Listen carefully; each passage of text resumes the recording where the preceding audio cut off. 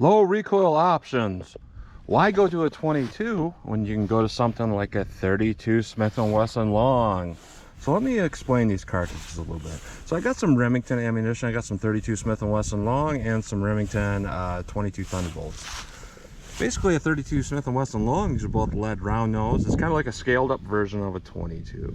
Now, a 22, it's been kind of my opinion through some of the testing I've done, is that whenever you get a hollow point, the expansion's very, very inconsistent when we're talking a little pocket pistol. So what I'm thinking is lead round nose are probably the best way to go, and I think the Thunderbolts are kind of coated in something that makes them a little bit slipperier. And when I was a kid, I used to shoot around with these things, and I used to notice that they penetrated really well through like wood and stuff like that. I think it's the coating. So I've been really curious for a long time what they'll do in this little Beretta Bobcat pistol here. Now, 32 Smith & Wesson long, a lot of people don't know about it, but it is actually the most common revolver 32 cartridge out there. You can generally find it everywhere. But basically, any revolver that's chambered in 327 Federal Magnum like this is, or 32 H&R Magnum, or 32 Smith & Wesson long will shoot this cartridge. So there's a lot of guns out there that are 32 H&R Magnum, even like Charter Arms and stuff like that, and then you got your Ruger LCR and 327, a few other 327s. But anyways, it's a very, very low recoil cartridge that a lot of people don't know about. A lot of people are going to say, well, you need this many rounds to train with, to practice with, make sure your gun runs. However, most of the time in a revolver, you really don't have to spend a lot of time getting used to a cartridge. You want to make sure it runs fine, but you know, that's where all cost and everything comes into play. Well, they'll say, well, you can get this for 10 cents a round for 22, and this is $1 a round.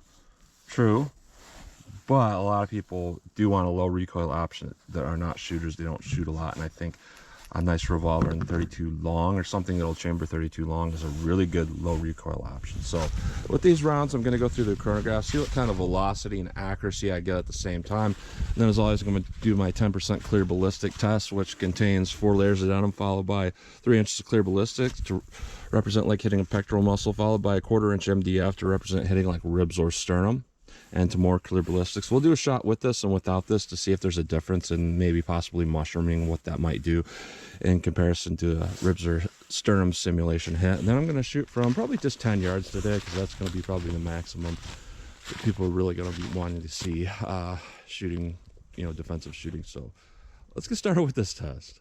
All right, first up we have our 22 long rifle. We are about 5 yards from the target, 4 yards from the chronograph. By the way, this is a 40 grain. It's rated at 1255 feet per second from a rifle, and that Smith & Wesson long is a 98 grain rated at 705 feet per second. So we're not going to get anywhere near 1255 feet per second, but a 40 grain we should get maybe 850 feet per second for your average round. So let's see what our little Beretta Bobcat does with this 22. 779, 810, 810, 780, 766. So kind of a slow round. That doesn't necessarily mean everything though. Let's see how our 32 Smith & Wesson long does. All right, 32 Smith & Wesson long rated at 705 feet per second. That's probably through a 4-inch barrel or something like that. So let's see how close we get to that 705 feet per second with this. 551, pretty slow. 617, 605, 614, 608. So slower, however, we have to remember this is well over twice the bullet weight. So not just more energy, but more momentum. Let's hit our ballistics gel block and see what we get with these rounds. All right, first up we have our 22 long rifle through the MDF. After going through 4 layers down 3 inches of clear ballistics and to more clear ballistics. I will say the recoil felt almost identical in this Beretta versus that LCR revolver. However, I think this is somewhere around 12 ounces, something like that, as where the LCR is 17 ounces. But that's pretty typical to have a revolver, a pocket revolver, weighing a little bit more than a little pocket 22. So it is interesting though that they both had basically the same felt recoil. So let's see how this 22 does through our MDF.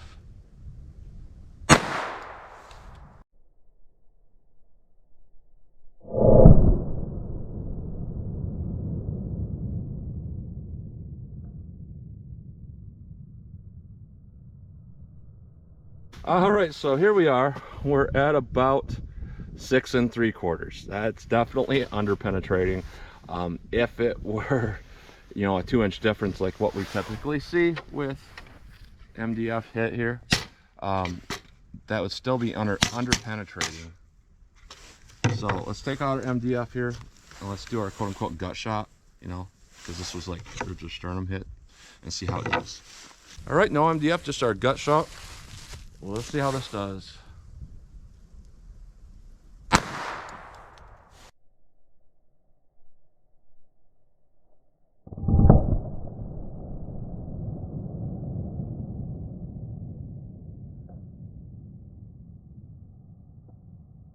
All right, so a little bit more. So instead of 6 3/4, we're looking more at about a 9 1/4 inch damage path, even though our bullet went back to about 8 1/2. So that's still a little bit under penetrating in my opinion here. So let's see how the 32 Smith & Wesson long does. All right, 32 Smith & Wesson long through our MDF, our ribs or sternum hit. Let's see how this does. And again, just no recoil.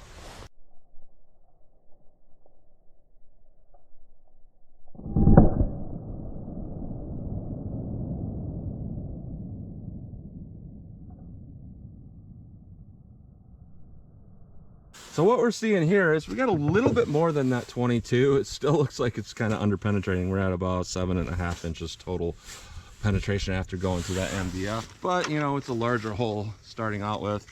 Much larger holes, impacts here, as you can see. Interesting, let's try it without this and see how it does. All right, above that, without our MDF, just our gut shot. Let's see how this does.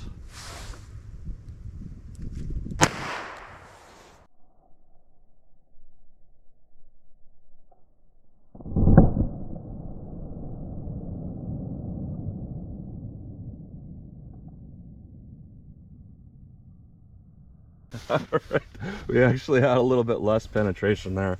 That could just be a fluke thing. It could be tumbling. Actually all these bullets are backwards. So what we're seeing here though is we're at about 8 inches damage path. So that's definitely under penetrating.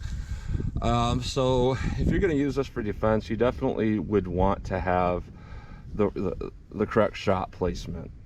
But overall, not great. But it is a larger bullet.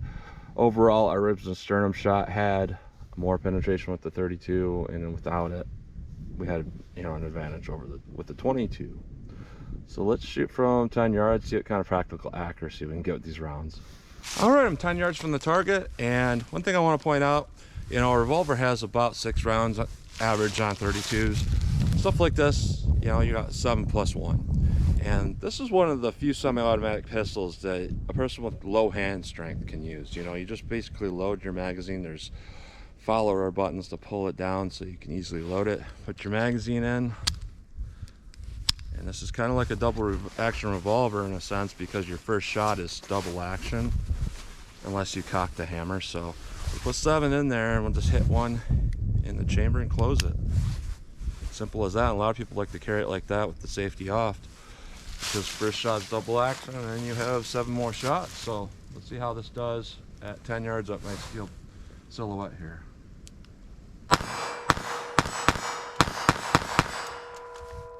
All right, not too bad. You could do worse, that's for sure.